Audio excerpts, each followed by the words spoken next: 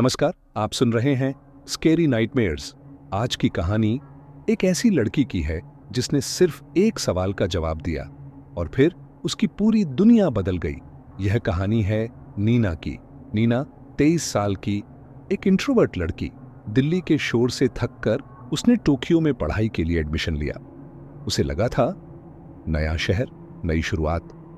लेकिन टोक्यो की रातें अलग होती हैं। सड़कें चमकती हैं पर परछाइयां और भी गहरी होती हैं। उसके हॉस्टल के पास एक पुराना अंडरपास था। लोग कहते थे वहां देर रात मत जाना, लेकिन नीना हमेशा देर से लौटती थी। उस रात बारिश हल्की हल्की गिर रही थी। नीना के हेडफोन में सॉफ्ट म्यूजिक बज रहा था। अचानक उसने देखा अंडरपास के कोने में एक औरत, लंबे काले बाल, चेहरा मास्क से ढका हुआ, सफेद कोट, भीगता हुआ। वो धीरे धीरे उसकी तरफ बढ़ी और एक अजीब सी मीठी आवाज में पूछा, वटाशी किरे, क्या मैं सुंदर हूं? नीना ने सोचा शायद कोई सामान्य सवाल है। वो हंसकर बोली, हां, आप सुंदर हैं। और फिर औरत ने धीरे धीरे अपना मास्क हटाया। उसका मुंह कान से कान तक फटा हुआ, चेहरे पर एक मुस्कान जो इंसानी नहीं थी। अब भी सुंदर? नीना चीखी नहीं। उसका दिमाग जैसे जाम हो गया था। उसे लगा ये कोई प्रैंक है, कोई कैमरा होगा, कोई शो। लेकिन अंडरपास में सन्नाटा था। औरत ने उसकी आंखों में घूरते हुए कहा, अगर तुम कहो हां तो मैं तुम्हें अपने जैसा बना दूंगी, अगर कहो ना तो मैं तुम्हें वैसे ही खत्म कर दूंगी। नीना भागी, घर पहुंचकर दरवाजा बंद किया। लेकिन उस रात उसने शीशे में खुद को देखा और उसे लगा उसके होंठ थोड़े कटे हुए हैं।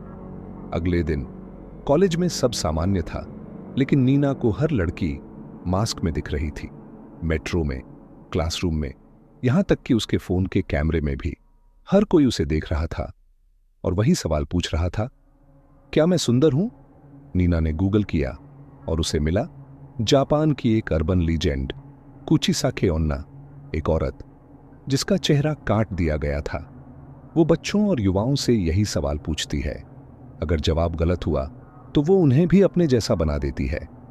तीसरी रात नीना ने सपना देखा।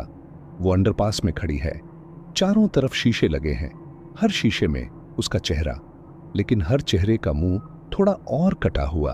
पीछे से वही आवाज, तुमने मुझे सुंदर कहा था। नीना जागी। उसके तकिए पर खून के छोटे धब्बे थे, लेकिन उसके होंठ ठीक थे, या उसे ऐसा लगा। दिन गुजरते गए। नीना ने बाहर जाना बंद कर दिया, लेकिन अब वो औरत अंडरपास में नहीं थी। वो उसके कमरे में थी। लाइट बंद करते ही आईने में मास्क दिखता, मोबाइल स्क्रीन पर फ्रंट कैमरा ऑन होते ही पीछे सफेद कोट। एक रात उसने रिकॉर्डिंग ऑन की। वो कैमरे में खुद को देख रही थी। पीछे से वही आवाज, अब तुम बताओ, क्या तुम सुंदर हो? उसने धीरे से जवाब दिया, नहीं। और उसी पल वीडियो में उसका चेहरा कान तक फटा हुआ दिखा, लेकिन असल में वो फर्श पर बैठी थी, कांपती हुई। वीडियो सेव हो गया। अगली सुबह वो वीडियो खुद ब खुद उसके YouTube चैनल पर अपलोड हो गया।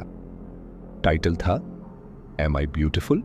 वीडियो में नीना कैमरे की तरफ मुस्कुरा रही थी।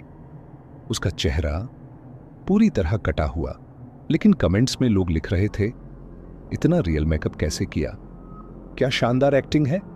वीडियो वायरल हो गया, लाखों व्यूज, हजारों शेयर। 3 दिन बाद नीना गायब हो गई। उसके कमरे में सिर्फ एक चीज मिली। आईने पर लिपस्टिक से लिखा था, अब मैं सुंदर हूं। पुलिस ने कहा शायद मानसिक तनाव था, लेकिन हर उस व्यक्ति को जिसने वो वीडियो पूरा देखा, रात में एक नोटिफिकेशन आता है। फ्रंट कैमरा अपने आप ऑन हो जाता है और स्क्रीन पर एक मास्क वाली औरत पूछती है, क्या मैं सुंदर हूं? अगर आज रात आपको भी कोई अनजान आवाज पूछे, क्या मैं सुंदर हूं, तो जवाब सोच समझ कर देना, क्योंकि कुछ सवाल सिर्फ जवाब नहीं चाहते। वो आपकी पहचान, आपका चेहरा, आपकी हकीकत छीन लेते हैं। आप सुन रहे थे स्केरी नाइटमेयर्स।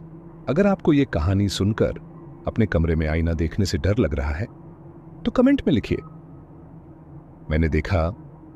और अगली कहानी के लिए सब्सक्राइब करना मत भूलिए, क्योंकि अगली रात कहानी शायद आपकी हो।